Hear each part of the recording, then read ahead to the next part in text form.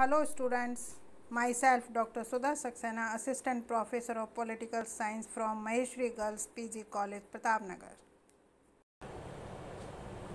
आज हमारा topic differences between federal and unitary government,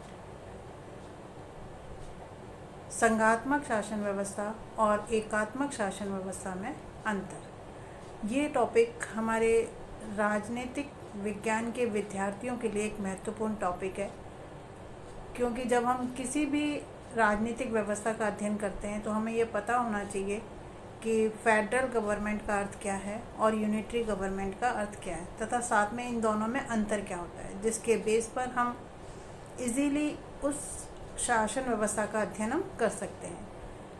इस आधार पर मैंने ये एक वीडियो आपके लिए शेयर कर रही हूँ, जो कि आपके लिए बहुत लाभदायक होगा और ये आपकी जीके में भी काम आएगा एंड बीए पार्ट सेकंड में मेजर टॉपिक है ये। तो आज हम अपना टॉपिक शुरू करते हैं, differences between federal and unitary government. Federal government या संघात्मक शासन व्यवस्था का उदाहरण एक अमेरिका है और यूनिटरी गवर्नमेंट का उदाहरण ब्रिटेन है। संघात्मक शासन व्यवस्था में ये माना जाता है कि छोटे छोटे राज्यों को मिलाकर, जैसे कि अमेरिका प्रारंभ में यानी कि 1789 में जब अमेरिका बना था तब वो 13 राज्य थे और उन 13 राज्यों को मिलाकर एक यूनियन बनाई गई थी और उस यूनियन में संघात्मक शासन व्यवस्था की स्थापना की गई थी। तो संघात्मक शासन का उदाहरण अमेरिका से अच्छा और कोई देश नहीं है। इस संघात्मक शासन व्यवस्था में राज्यों की प्रभुसत्ता को स्वीकार किया जाता है, अर्थात कि राज्यों की प्रभुसत्ता को बनाए रखा जाएगा और उनकी स्वतंत्रता मेंटेन रहेगी। साथ में एक सेंट्रल गवर्नमेंट होगी जो कि राज्यों पर तालमेल करते हुए शासन व्यवस्था संचालित करेगी। तो सर्वप्रथम हम फेडरल गवर्नमेंट लेते हैं। फेडरल गवर्नमेंट के अगर हम साइलेंट फीचर देखें तो पहला साइलेंट फीचर हमें दिखाई देता है रिटन कॉन्स्टिट्यूशन। इसका मतलब है कि लिखित संविधान। लिखित संविधान का होना आवश्यक है, क्योंकि लिखित संविधान होगा तभी हम राज्य और केंद्रों के बीच में जो अधिकारों का बंटवारा किया जाएगा वो लिखित फॉर्म में हमें दिखाई देगा, ताकि केंद्र राज्यों पर अपनी प्रभुसत्ता हासिल नहीं करे या अपना कंट्रोल स्थापित नहीं करे। इसलिए रिटन कॉन्स्टिट्यूशन होना आवश्यक है, उसमें सभी की शक्तियां लिखी हुई होनी चाहिए।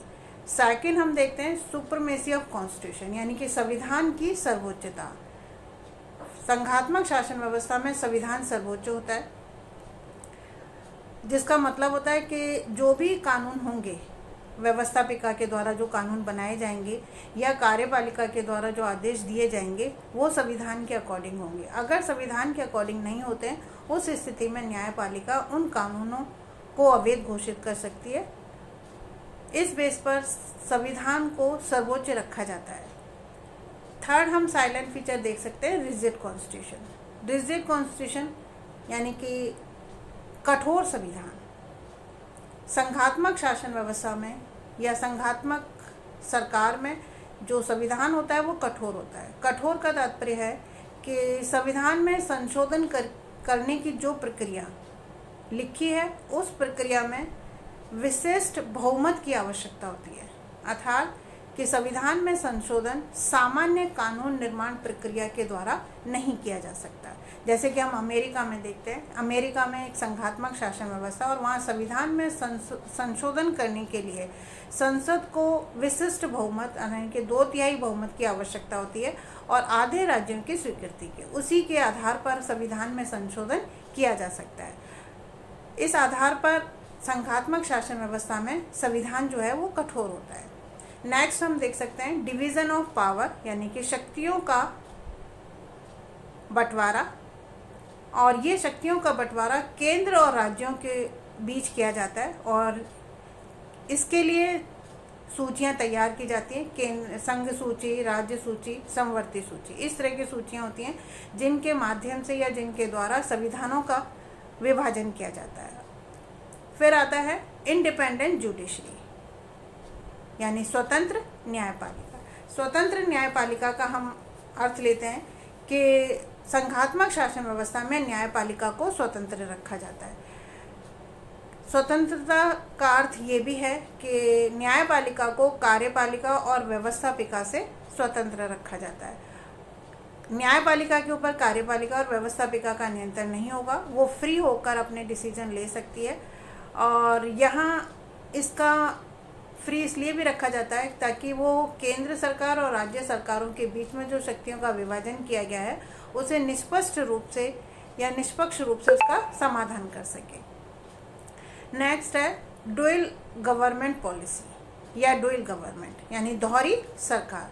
संघात्मक शासन व्यवस्था में दोहरी या तिहरी गवर्नमेंट हो सकती है, यानी कि 2 स्तर पर या 3 स्तर पर। 2 स्तर पर तो मैक्सिमम होना ही है, यानी कि केंद्र की गवर्नमेंट अलग होगी और राज्य सरकारों की सरकार अलग होगी। केंद्र सरकार गवर्नमेंट अपने केंद्र के एरिया से में संचालित करेगी और प्रत्येक राज्य की अपनी राज्य सरकार होगी।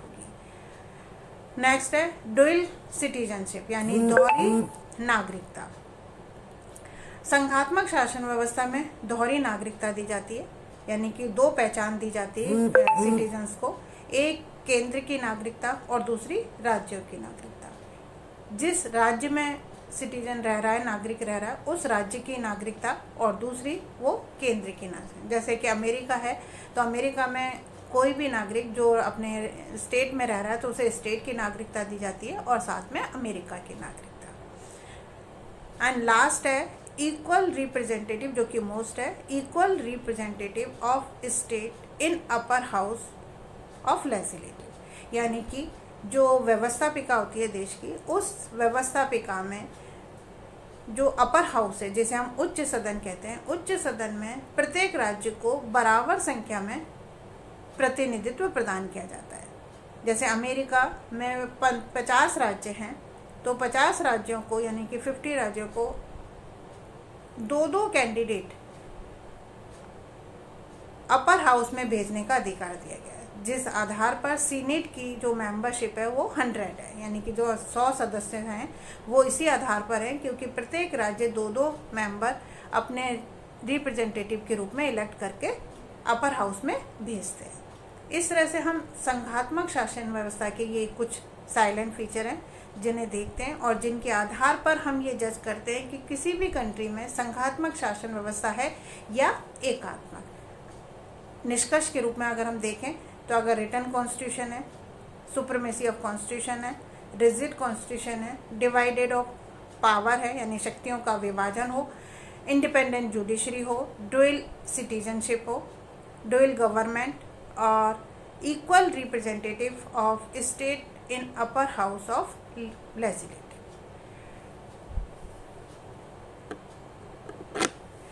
अब हम देखेंगे salient features of unitary government, यानी एकात्मक शासन व्यवस्था के कौन कौन से लक्षण होते हैं। जब हम एकात्मक शासन व्यवस्था के लक्षणों का अध्ययन करते हैं तो एकात्मक शासन व्यवस्था का जो उदाहरण हमें मिलता है सबसे श्रेष्ठ, वो हमें मिलता है ब्रिटेन, यानी ब्रिटेन के संविधान में। ब्रिटेन के संविधान का जब हम अध्ययन करते हैं तो हमें पता लगता है कि वहाँ पर यूनिटरी गवर्नमेंट है। अब यूनिटरी गवर्नमेंट का मतलब क्या होता है, तो यूनिटरी गवर्नमेंट का से हम अर्थ लेते हैं कि एक प्रकार की सरकार, यानी कि संपूर्ण पावर किसी एक स्थान पर केंद्रित होना। यहाँ शक्तियों का विभाजन नहीं होगा, यहाँ सारी शक्तियाँ एक जगह रखी होंगी और एक ही सरकार होती है, वही या उसके द्वारा ही शासन संचालित किया जाता है, जैसे कि ब्रिटेन में यूनिटरी सिस्टम है। अगर हम इसके साइलेंट फीचर देखें तो पहला साइलेंट फीचर हमें दिखाई देता है सेंट्रलाइजेशन ऑफ पावर, यानी शक्तियों का केंद्रीकरण। यहाँ शक्तियों का डिवाइडेशन नहीं है केंद्र और राज्य के बीच में, क्योंकि राज्य सरकार नहीं है, केंद्र सरकार ही है, तो संपूर्ण पावर यानी सारी शक्तियाँ केंद्र के हाथों में होती है। Single and simple government, government जो होगी वो सिंगल होगी, केंद्र की सरकार ही होगी, सारी शक्तियाँ केंद्र के पास हैं। नो डिस्ट्रीब्यूशन ऑफ पावर, शक्तियों का किसी प्रकार का कोई विकेंद्रीकरण नहीं किया गया है। सारी शक्तियाँ 100% जितने भी विषय हैं वो सभी केंद्र के पास में रहेंगे। एंड मोस्ट है कि फ्लेक्सिबल कॉन्स्टिट्यूशन, यानी लचीला संविधान। लचीले संविधान का तात्पर्य है कि सामान्य कानून निर्माण प्रक्रिया के द्वारा संविधान के किसी भी हिस्से में संशोधन किया जा सकता है। अर्थात कि संसद को यह अधिकार होता है कि अपने साधारण बहुमत के आधार पर संविधान के किसी भी भाग में या किसी भी अनुच्छेद में वो संशोधन कर सकती है। इस आधार पर यूनिटरी गवर्नमेंट में जो संविधान होता है वो फ्लेक्सिबल या लचीला संविधान कहा जाता है। फिर आ रहा है इंटीग्रेटेड जुडिशरी, यानी कि यहाँ के देशों में जो जुडिशरी है यानी न्यायपालिका है उस पर कार्यपालिका और व्यवस्थापिका का नियंत्रण देखा जाता है। यानी जुडिशरी जो है वो फ्री नहीं होती है, जुडिशरी पावरफुल भी नहीं होती है। संघात्मक शासन व्यवस्था में जो जुडिशरी होती है वो पावरफुल होती है, उसे जुडिशियल रिव्यू की पावर भी दी जाती है। बट ब्रिटेन में हम देखते हैं कि ब्रिटेन की न्यायपालिका को जुडिशियल रिव्यू की जो पावर है यानी कि न्यायिक पुनरावलोकन की शक्ति है वो नहीं दी गई है। इस आधार पर वहाँ की न्यायपालिका उतनी शक्तिशाली नहीं है जितनी कि अमेरिका की है या स्विट्जरलैंड। संघात्मक शासन व्यवस्था का एक उदाहरण हमें स्विट्जरलैंड का संविधान में भी मिलता है। तो स्विट्जरलैंड के संविधान या अमेरिका के संविधान में न्यायपालिका सुप्रीम है, बट यूनिटरी सिस्टम में न्यायपालिका इतनी शक्तिशाली नहीं होती है। नेक्स्ट हम देख सकते हैं सिंगल सिटीजनशिप, यानी कि यहाँ के नागरिकों को केवल इकहरी नागरिकता दी जाती है। यानी कि जो ब्रिटेन का नागरिक है वो केवल ब्रिटेन का नागरिक कहलाएगा, उसकी आइडेंटिटी केवल ब्रिटेन की सिटीजन के रूप में होगी, यानी कि स्टेट की कोई सिटीजनशिप नहीं दी जाती है। लास्ट हो गया नो इंडिपेंडेंट जुडिशरी, यानी वहाँ की जुडिशरी इंडिपेंडेंट नहीं है, स्वतंत्र नहीं है, उस पर सरकार का पूर्ण कंट्रोल होता है। इस प्रकार हम देखते हैं कि यूनिटरी सिस्टम में कि पावर जो है वहाँ सेंट्रलाइजेशन कर देते हैं, गवर्नमेंट सिंगल है, स्टेट गवर्नमेंट नहीं है, एंड संपूर्ण पावर सेंट्रल गवर्नमेंट के हाथ में है। यहाँ शासन को सुचारू रूप से चलाने के लिए लोकल गवर्नमेंट फॉर्म कर दी जाती हैं, बट लोकल गवर्नमेंट पर सेंट्रल गवर्नमेंट का फुल्ली राइट होता है, उनका पूर्ण अधिकार होता है, वो अपने एरिया में स्वतंत्र नहीं होती है। सिंगल गवर्नमेंट है, फ्लेक्सिबल कॉन्स्टिट्यूशन है यानी लचीला संविधान है, इंटीग्रेटेड जुडिशरी है, जुडिशरी पर नियंत्रण रखा गया है, और नो जुडिशियल रिव्यू यानी कि यहाँ न्यायिक पुनरावलोकन की शक्ति नहीं दी जाती है। तो ब्रिटेन इसका एक बेस्ट उदाहरण है। ब्रिटेन में यूनिटरी गवर्नमेंट है, तो इस आधार पर हम जज कर सकते हैं कि यूनिटरी गवर्नमेंट यानी कि एकात्मक शासन व्यवस्था क्या है और संघात्मक शासन व्यवस्था क्या है। अब अगर हम देखें कि इंडिया जो कि संघात्मक देश कहा जाता है, तो क्या भारत पूर्ण रूप से संघात्मक है? इसके लिए हमारे पास यही जवाब आता है कि भारत के संविधान का या इंडिया के कॉन्स्टिट्यूशन की जब हम स्टडी करते हैं तो हमें पूर्ण रूप से संघात्मक शासन व्यवस्था के लक्षण नहीं दिखाई देते, यानी कि सारे साइलेंट फीचर हमें फेडरल गवर्नमेंट के नहीं मिलते। यहाँ शक्तियों का विभाजन किया गया है लेकिन अनइक्वल डिस्ट्रीब्यूशन किया गया है। केंद्र के पास ज़्यादा शक्तियाँ हैं और राज्यों के पास शक्तियाँ कम हैं। इसी प्रकार यहाँ का जो कॉन्स्टिट्यूशन है, इंडिया का जो कॉन्स्टिट्यूशन है वो पूर्ण रूप से रिजिड कॉन्स्टिट्यूशन नहीं है। रिजिड के साथ साथ फ्लेक्सिबल कॉन्स्टिट्यूशन भी, यानी कि कठोर संविधान होते हुए भी लचीला है। सिटीजनशिप भी सिंगल है, जबकि फेडरल गवर्नमेंट में डुअल सिटीजनशिप दी जाती है, लेकिन इंडिया में सिंगल सिटीजन यानी कि इकहरी नागरिकता दी गई है। और ऐसे ही संघात्मक शासन व्यवस्था में दोहरी न्यायपालिका होना चाहिए, दोहरी गवर्नमेंट होना चाहिए, डुअल गवर्नमेंट होना चाहिए। बट इंडिया में डुअल गवर्नमेंट तो है बट जुडिशरी डुअल नहीं है, यानी कि हमारे यहाँ जो न्यायपालिका है वो केवल इकहरी है। इस बेस पर कई साइलेंट फीचर अगर हम इंडिया के कॉन्स्टिट्यूशन की स्टडी करते हैं तो हमें पता लगता है कि कई साइलेंट फीचर इंडिया में यूनिटरी गवर्नमेंट के हैं। इस बेस पर ये कहते हैं हम कि इंडिया का संविधान संघात्मक होते हुए भी एकात्मक है। ये टॉपिक आपके लिए बहुत ही महत्वपूर्ण है और इसका अध्ययन अगर आप सही रूप से करेंगे तो आपको जीके में भी काम आएगा और बीए पार्ट सेकेंड ईयर में भी ये लिए आपके लिए यूज़फुल है। Thank you.